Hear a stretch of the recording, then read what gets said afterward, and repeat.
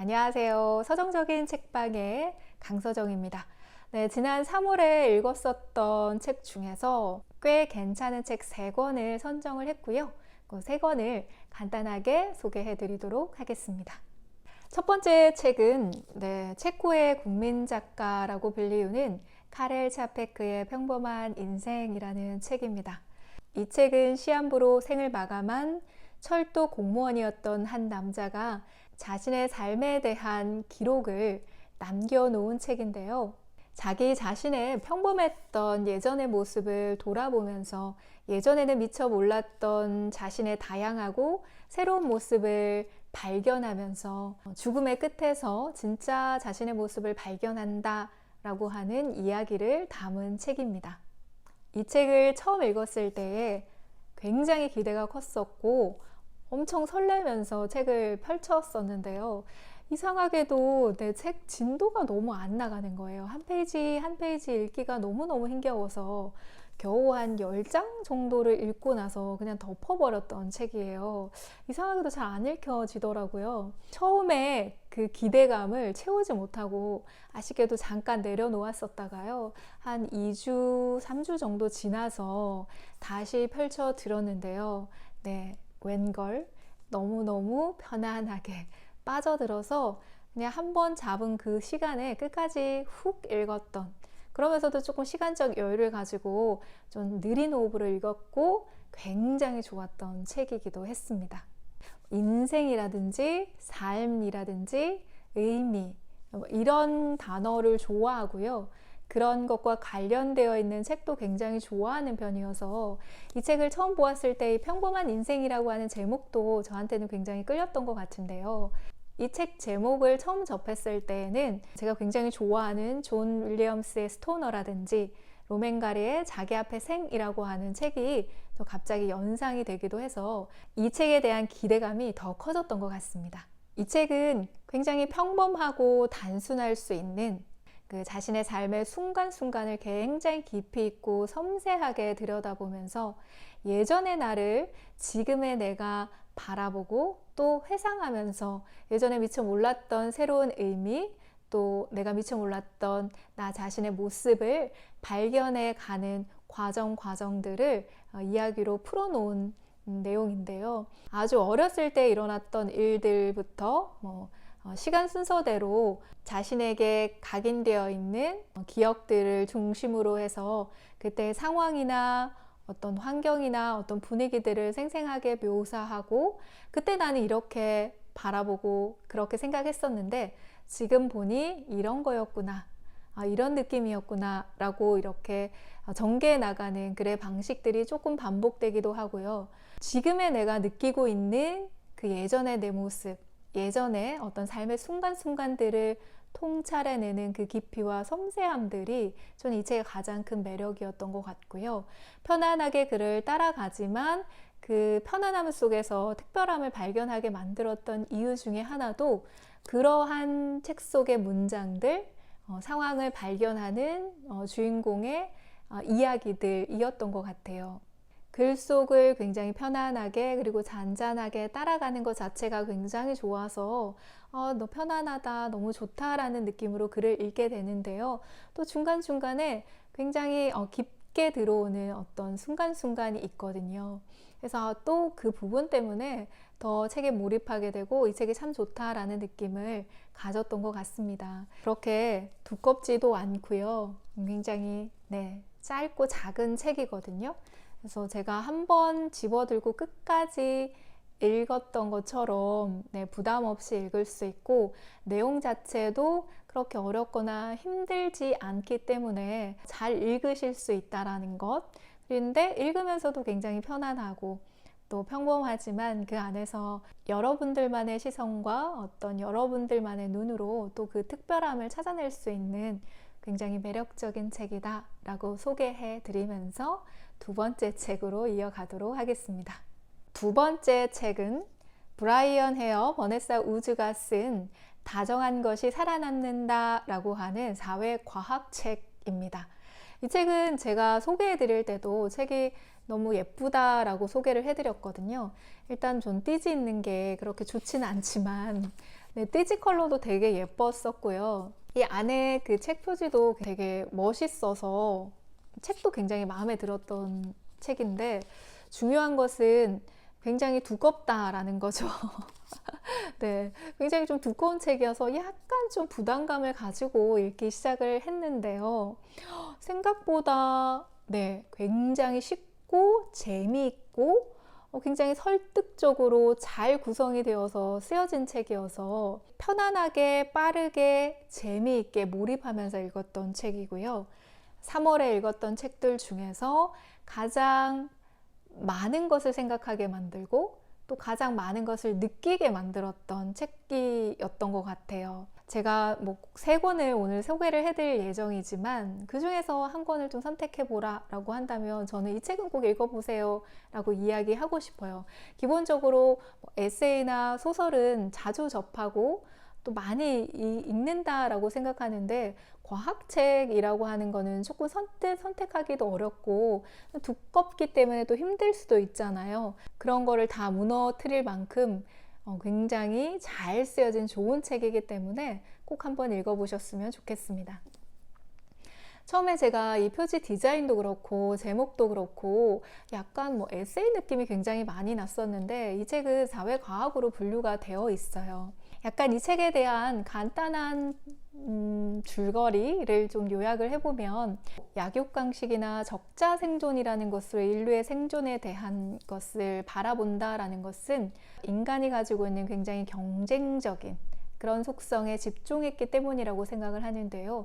이 책은 그 반대편에서 그런 강함이라든지 경쟁의 우위 때문에 우리가 생존한 것이 아니라 우리는 다정함이라고 하는 굉장히 친근한 능력을 가지고 있기 때문에 생존할 수 있었어 라고 하는 주장을 펼치는 책입니다. 경쟁적이고 똑똑하고 강한 인류가 이 세상에 살아남은 것이 아니라 우리가 친화적인 유전자를 가지고 있었기 때문에 살아남았고, 우리보다 더 똑똑하고 강한 속성을 가지고 있었던 다른 인류는 멸망했지만 사회적으로 협력할 수 있는 친화력을 가지고 있는 우리가 생존한 이유가 바로 그것이다 라고 이야기하고 있습니다. 그동안 가지고 있었던 그 인류의 생존과 관련되어 있는 패러다임을 좀 다른 방향으로 바꿔가고 있기 때문에 약간 어색하기도 하고 긴가민가 하기도 하고 또 의심을 하면서 책을 읽게 되긴 하는데요. 이 책은 정말 이 뒤쪽 꽤 두꺼운 책이긴 한데요. 읽다 보면 너무너무 다행이라고 생각하는 이유 중에 하나가, 거의 뭐 책의 4분의 1인가요? 한 5분의 1이라고 할까요? 5분의 1 정도가 이렇게 참고 문헌으로 구성이 되어 있습니다. 그래서 여기서부터 여기까지가 참고 문헌을 소개하고 있거든요. 너무너무 책을 읽을 때는 반가운데 또 한편으로는 어때요? 이 책을 쓰기 위해서 얼마나 열심히 공부를 했는가가 이 참고 문헌을 통해서 이야기가 되잖아요. 이런 방대한 참고 문헌이 이야기하듯 뭔가 내가 받아들이기에는 그동안 내가 가지고 있었던 생각을 뒤집어 버리기에 어색한 이 다정함이 살아남는다라고 하는 이 제목을 무색하게 할 만큼 정말 설득력 있게 굉장히 쉽고 재미있는 굉장히 많은 사례들을 차근차근 친절히 설명하면서 왜 그런지 알겠지? 그래서 이런 거야 라고 이야기를 하다 보니 책을 읽다 보면 자연스럽게 그럴 수 있네, 그럴 수 있겠구나 라고 이 책에 동의하면서 그렇구나 라고 이야기하면서 읽게 됩니다. 굉장히 다양하고 방대한 사례 중에서도 굉장히 인상적이었던 것은 인간의 눈에 대한 부분이었었는데요. 어디를 보는지 도무지 알 수 없는 전체 눈동자가 까만색의 눈을 가지고 있는 것이 아니라, 내가 아무리 어떤 느낌으로 어디를 보는지 내가 감추고 싶어도 감출 수 없는 굉장히 사회적으로 친근한 협력적인 의사소통을 가능하게 하는 눈을 가지고 있다.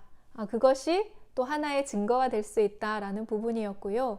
이런 패턴으로 굉장히 많은 그리고 설득력 있는 사례들을 많이 담고 있어서 공감을 이끌어내기도 합니다.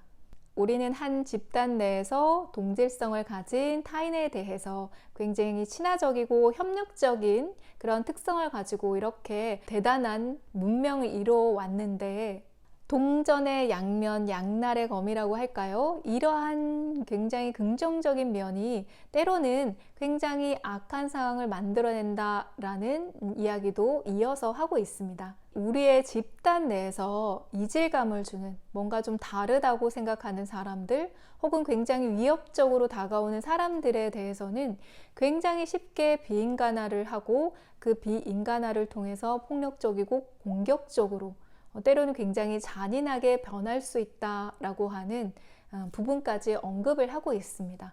지금 현대에서도 이런 일들이 비일비재하게 일어나고 있고, 지난 긴 역사 속에서도 굉장히 평범했던 한 사람이 집단 내에 위협적인 다른 사람들에게 얼마나 잔인하게 행동해 왔는가는 우리가 많이 보아왔잖아요.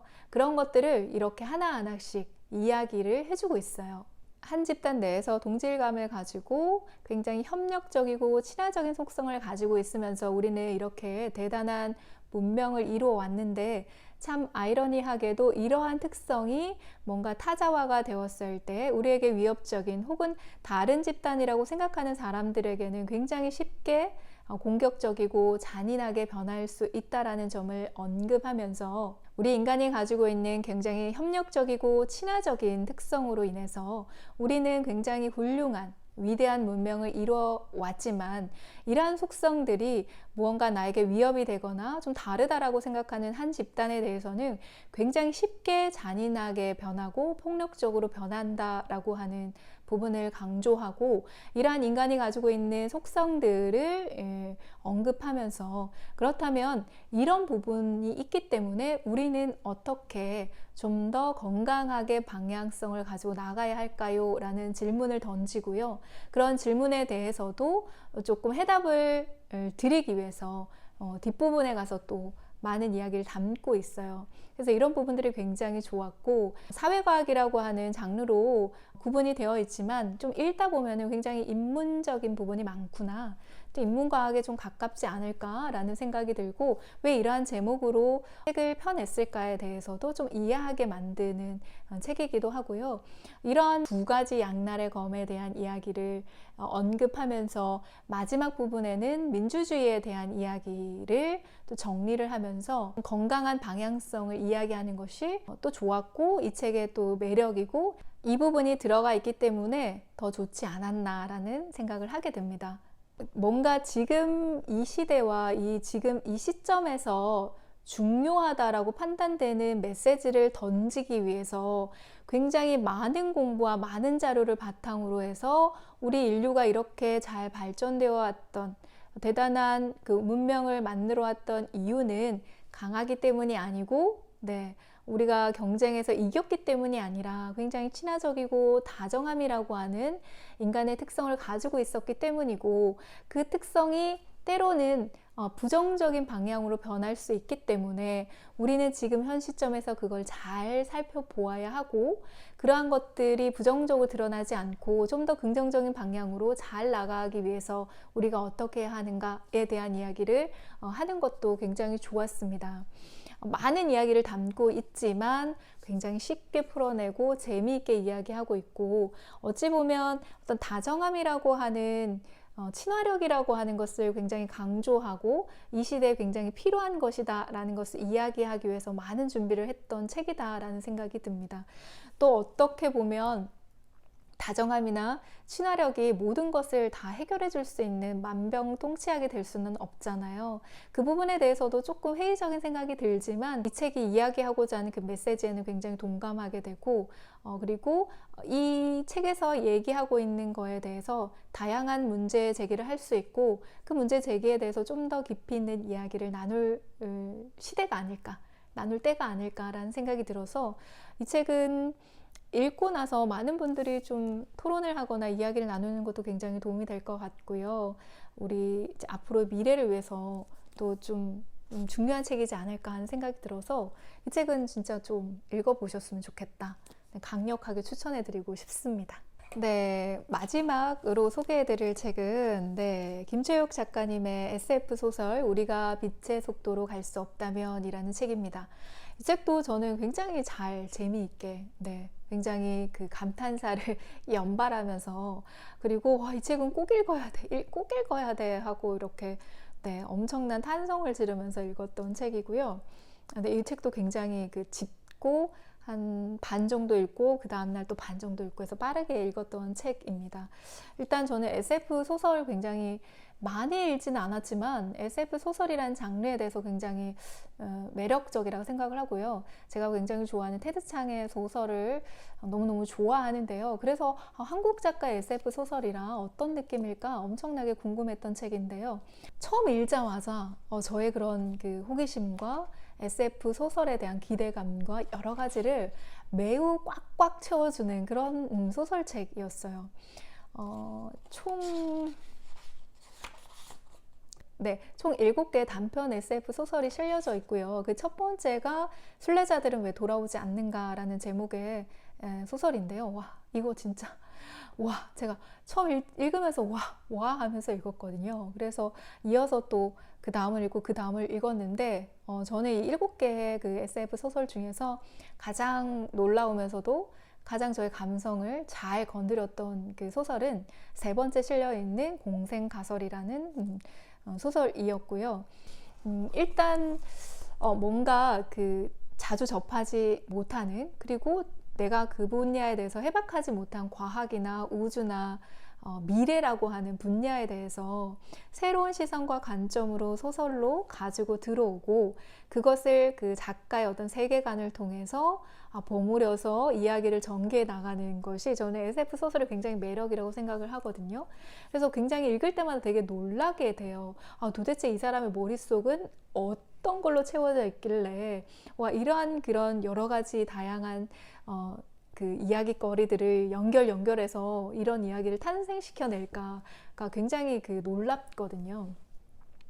물론 뭐 테드 창의 소설과 김초익 작가님의 소설을 뭐 비교할 필요는 없지만 어떤 무게감이나 깊이감에 있어서는 조금 덜하다라는 느낌은 있지만 굉장히 깨끗하고 맑고 따뜻한 느낌이 있는 그 SF 소설이다라는 측면에서는 테드 창보다는 훨씬 더 좋은 것 같고요.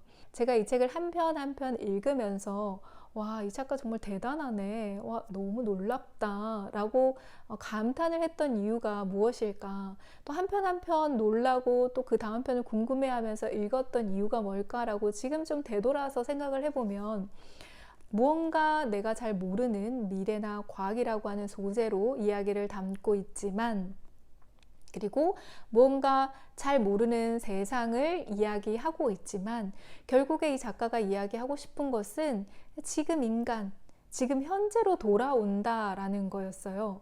그래서 그 부분이 저는 굉장히 놀라웠고, 이 작가가 이야기하고자 하는 메시지나 이 작가가 가지고 있는 세계관이나, 그리고 이 작가가 글을 통해서 이야기하는 것이 이런 거구나 라고 하는 작가의 매력을 찾게 되었습니다. 김초익 작가님께서 이런 인터뷰를 하셨더라고요. 자신은 이야기 속에서 어떤 미래의 한 부분을 가지고 와서 이야기를 구성하지만 우리가 단 한 번도 경험해 보지 못했던 미래라는 거죠. 하지만 그런 이야기를 통해서 자신이 굉장히 중요하게 생각했었던 것은 결국은 지금 우리가 살고 있는 현재의 지구를 좀 더 나은 마음으로 바라볼 수 있게 하는 것이 가장 중요하고, 그런 글을 쓰고 싶었다라는 거죠. 제가 이 책을 한 편 한 편 읽으면서 과학적인 소재와 이야기의 연결성이나 어떻게 이런 생각을 할 수 있지라는 그런 놀라움도 굉장히 좋았지만, 한 편 한 편 마무리가 되는 그 지점에서 항상 얘기하는 것은 다시 돌아와서 지금 여기에서 무언가를 다시 생각하고 바라보게 한다라는 것, 그리고 그것이 얼마나 소중했는지, 그리고 얼마나 아름다운 것인지를 좀 깨닫게 해주는 것이 너무너무 좋았는데, 그 한 편 한 편 읽으면서 그 왜 이렇게 좋지? 왜 이렇게 좋지를 금세 깨우치진 못했지만 한 서너 편을 읽고 나니 작가가 이런 의도가 있고 이런 세계관을 가지고 있구나 라는 것을 발견했을 때 그런 행복감, 그런 희열감이 굉장히 좋았는데, 작가는 그런 글을 쓰고 싶어 했고 그런 글을 쓰고 독자에게 그런 것을 이끌어냈다라는 점에서 저는 또 행복감을 느꼈던 것 같아요. 결국에는 이런 거죠. 먼 미래 혹은 너무 멀어서 가볼 수 없는 그 우주의 어떤 미지의 세계들을 동경하고 바라보고 갈망하는 것에서 그치는 것이 아니라 그런 것들을 통해서 지금 현재의 나, 그 현재의 시간, 그리고 현재의 지구를 다시 한번 자세히 볼 수 있게 하는 것. 결국에는 지금 현재 우리가 맞닥뜨리고 있는 여러 가지 문제들을 잘 해결해 나가기 위한 하나의 소스로 쓰고 있다는 점도 저는 너무너무 좋았던 것 같아요. 근데 일단은 굉장히 짧아요. 한 편 한 편에 단편이 실려져 있기 때문에 되게 부담 없이 읽을 수가 있고요. 제가 이렇게 막 이 책이 너무너무 좋아요 라고 이야기하지 않아도 아마 너무 많은 분들이 이미 이 책을 읽으셨으리라는 생각이 드는데요. 그럼에도 불구하고 아직 김시옥 작가님을 잘 모르시거나 아직 안 읽었다 하시는 분들은 정말 이 책 꼭 읽어보셨으면 좋겠고요. 편안하게 그냥 마음에 드는 한 편 한 편만 여러분들의 그 느린 호흡으로 읽으셔도 좋을 것 같아요. 많이 어리진 않지만 어찌됐건 저보다는 나이가 어린 작가이거든요. 저는 국내 소설을 읽으면서 저보다 나이가 어린 작가들의 책을 읽을 때에는 조금 뭔가 부족하거나 나랑은 조금 안 맞네 라는 그런 생각을 할 때가 굉장히 많았는데요. 제가 이 소설을 읽으면서 단 한 번도 그런 생각을 하지 않았고 이 작가는 대단하다, 멋있다라는 생각을 했던 것 같아요. 어떤 자기가 이제 공부해왔던 어떤 전공적인 영역 이외에 얼마나 많은 고민과 얼마나 많은 생각을 했을까. 그리고 다양한 분야의 해박한 지식을 토대로 해서 이 수많은 그런 그 자신의 어떤 그 자산이라고 할까요? 자원을 가지고 자기가 이야기하고자 하는 그 메시지를 제대로 잘 전달하기 위해서 구성해 놓은 이런 소재들, 그리고 글을 쓰는 방식들, 그리고 끝내 자신이 전달하고자 했던 그 메시지들까지 굉장히 대단하다, 놀랍다 라는 생각을 하게 만드는 책이었습니다. 3월에 읽었던 책들 중에서 굉장히 인상적이었고 꼭 읽으셨으면 좋겠다 라고 생각했던 책 3권을 소개해 드렸습니다. 다 너무 좋은데요. 한 권만 선택을 하라고 하신다면, 그리고 한 권만이라기보다는 가장 먼저 뭘 읽을까요? 라고 하신다면 저는 이 책을 추천을 해드리면서 이상 마치도록 하겠습니다.